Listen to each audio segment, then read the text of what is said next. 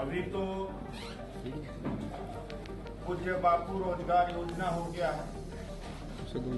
ये मोदी सरकार केवल नाम बदलने का काम करती है, ओरिजिनल काम नहीं किया। चाहे जनधन योजना कांग्रेस से इन्होंने चुराया था, डायरेक्ट बेनिफिट ट्रांसफर भी कांग्रेस से चुराया, और स्वच्छ भारत भी कांग्रेस का ही चुराया हुआ है। यानी इनका ओरिजिनल कुछ नहीं है, नाम बदल करके ये अपना लेबल लगा लेते हैं। मुझे याद है कि मैं उस समय पार्लियामेंट में था जब मोदी जी ने कहा था कि नरेगा को खत्म करने नहीं दूंगा, ये वो धरोहर कांग्रेस की जो ये हमेशा याद दिलाती रहेगी किस तरह से कांग्रेस ने देश में गरीबी का इतिहास रचा या गरीबी पैदा किया, उसका एक जीती जाती तस्वीर रहेगी। लेकिन बाद में वही नरेगा कोविड के टाइम में लाइफ लाइन हुआ पूरे देश के लिए। अब उसी नरेगा का नाम इन्होंने बदला है। ये डिपार्टमेंट बहुत बड़ा है।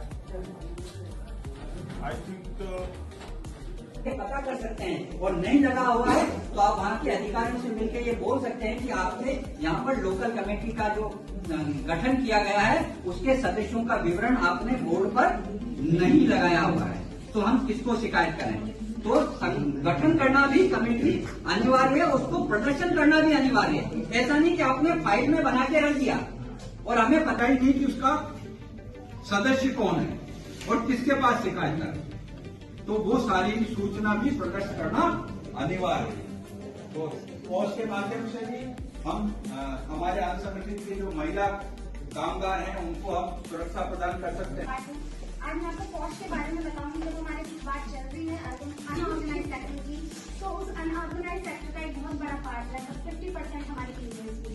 जैसे आप सबको पता होगा, हमारे यहाँ जो दिल्ली की आजादपुर मंडी है सब्जी मंडी, वो एशिया की सबसे बड़ी सब्जी मंडी है, जिसमें डेली रोज के 25 से 30 हजार वर्कर काम करते हैं, जो फलों की सब्जियों की कटिंग करना, उन बोरियों को उठाकर दुकानों तक या जहाँ भी डेस्टिनेशन है वहाँ तक लेके जाना, ये सारा कार्य महिलाएं भी करती हैं और पुरुष भी करते हैं। तो लगभग 50% महिलाएं आजादपुर मंडी में काम करती हैं।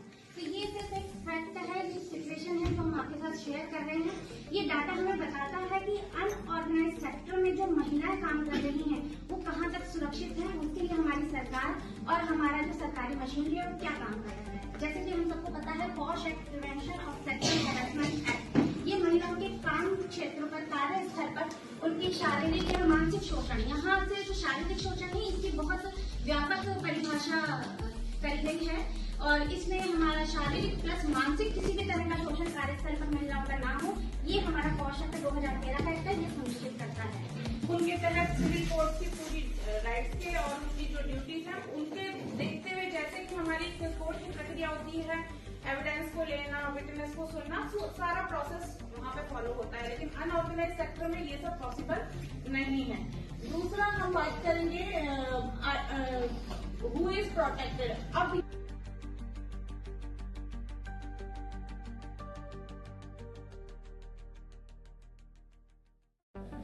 अभी तो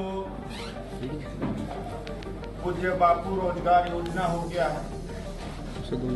ये मोदी सरकार केवल नाम बदलने का काम करती है, ओरिजिनल काम नहीं किया। चाहे जनधन योजना कांग्रेस से इन्होंने चुराया था, डायरेक्ट बेनिफिट ट्रांसफर भी कांग्रेस से चुराया, और स्वच्छ भारत भी कांग्रेस का ही चुराया हुआ है। यानी इनका ओरिजिनल कुछ नहीं है, नाम बदल करके ये अपना लेबल लगा लेते हैं। मुझे याद है कि मैं उस समय पार्लियामेंट में था जब मोदी जी ने कहा था कि नरेगा को खत्म करने नहीं दूंगा, ये वो धरोहर कांग्रेस की जो ये हमेशा याद दिलाती रहेगी किस तरह से कांग्रेस ने देश में गरीबी का इतिहास रचा या गरीबी पैदा किया, उसका एक जीती जाती तस्वीर रहेगी। लेकिन बाद में वही नरेगा कोविड के टाइम में लाइफ लाइन हुआ पूरे देश के लिए। अब उसी नरेगा का नाम इन्होंने बदला है। ये डिपार्टमेंट बहुत बड़ा है। आई थिंक पता कर सकते हैं और नहीं लगा हुआ है तो आप वहाँ के अधिकारियों से मिलकर ये बोल सकते हैं कि आपने यहाँ पर लोकल कमेटी का जो गठन किया गया है उसके सदस्यों का विवरण आपने बोर्ड पर नहीं लगाया हुआ है, तो हम किसको शिकायत करें। तो गठन करना भी कमेटी अनिवार्य है, उसको प्रदर्शन करना भी अनिवार्य है। ऐसा नहीं कि आपने फाइल में बना के रख दिया और हमें पता ही नहीं कि उसका सदस्य कौन है और किसके पास शिकायत करें, तो वो सारी सूचना भी प्रदर्शित करना अनिवार्य है। तो पॉज के माध्यम से भी हम हमारे असंगठित के जो महिला कामगार हैं उनको हम सुरक्षा प्रदान कर सकते हैं। आज मैं आपको पॉज के बारे में बताऊंगी। जब हमारे बीच बात चल रही है अनऑर्गेनाइज सेक्टर की, तो उस अनऑर्गेनाइज सेक्टर का एक बहुत बड़ा पार्ट है, 50% हमारी फीमेल्स की। जैसे आप सबको पता होगा, हमारे यहाँ जो दिल्ली की आजादपुर मंडी है सब्जी मंडी, वो एशिया की सबसे बड़ी सब्जी मंडी है, जिसमें डेली रोज के 25 से 30 हजार वर्कर काम करते हैं, जो फलों की सब्जियों की कटिंग करना, उन बोरियों को उठाकर दुकानों तक या जहाँ भी डेस्टिनेशन है वहाँ तक लेके जाना, ये सारा कार्य महिलाएं भी करती हैं और पुरुष भी करते हैं। तो लगभग 50% जो महिलाएं आजादपुर मंडी में काम करती हैं। तो ये सिर्फ एक फैक्ट है, जो सिचुएशन है जो हम आपके साथ शेयर कर रहे हैं।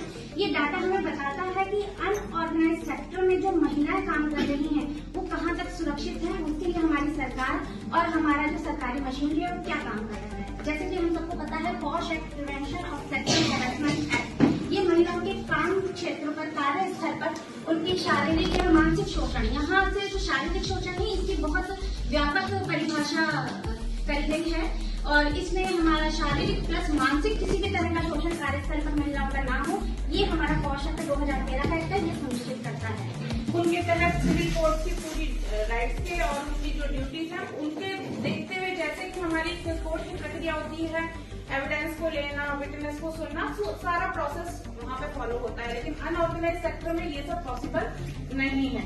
दूसरा हम बात करेंगे हु इज प्रोटेक्टेड। अब